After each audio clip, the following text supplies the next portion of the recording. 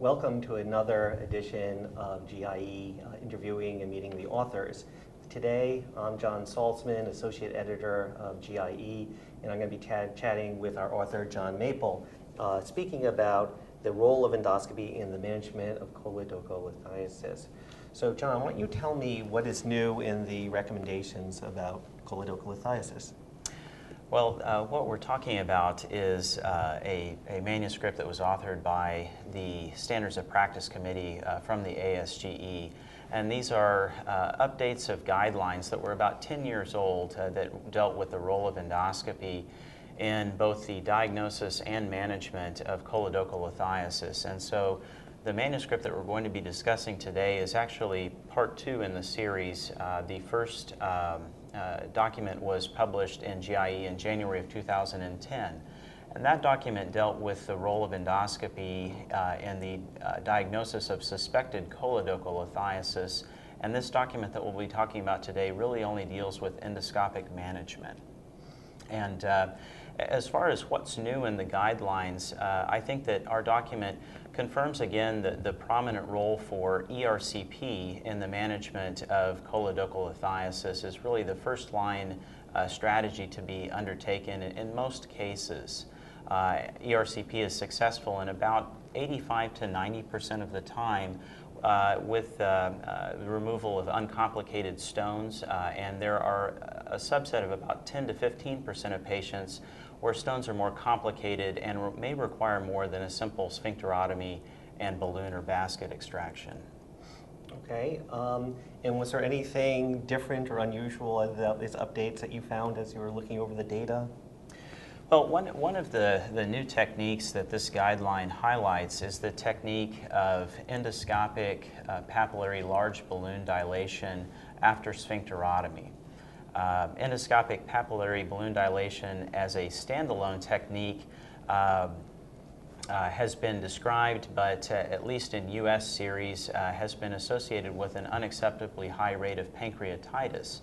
However, this technique of doing papillary balloon dilation after either a limited or complete sphincterotomy using large diameter 12 to 20 millimeter balloons designed for esophageal or pyloric dilation has proven to be an effective and safe technique for removing large stones whereby the biliary orifice and distal common bile duct are dilated again to a 12 or 15 millimeter diameter or even greater depending on the size of the upstream duct and thus facilitating the removal of large stones in toto in many cases without the need for mechanical lithotripsy. And that is certainly a relatively new technique that was only first described 7 or 8 years ago, and so that is something that is new in these guidelines.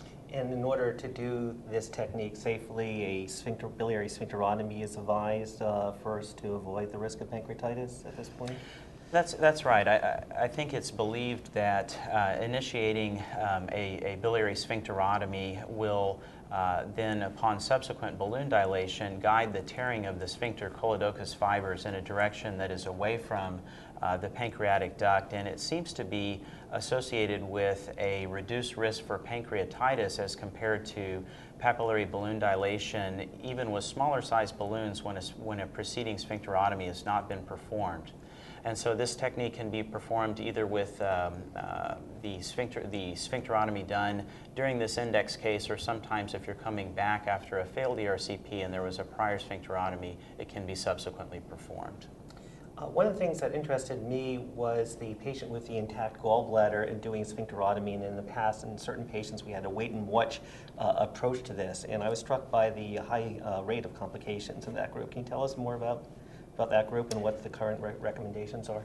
Certainly. There was a recent very nice systematic review that kind of took a look at this controversy in your elderly and frail patients with choledocholithiasis, whether sphincterotomy alone and then watching and waiting with an intact gallbladder is the favored strategy, or despite their age and comorbidities, whether or not these patients should undergo subsequent cholecystectomy after the bile duct has been cleared endoscopically. And this review found that there was a significantly higher rate of mortality and biliary-related complications in those patients whose gallbladder remained in situ. And so the recommendation was that given the relatively limited morbidity of laparoscopic cholecystectomy, that even in patients with advanced age and comorbidities, that cholecystectomy at least be considered, although certainly that may not be possible in all patients. Well, thank you, John. It's been my pleasure talking to you, and thanks for taking the time to talk to GIE about these ASGE guidelines. Okay, thank you, John.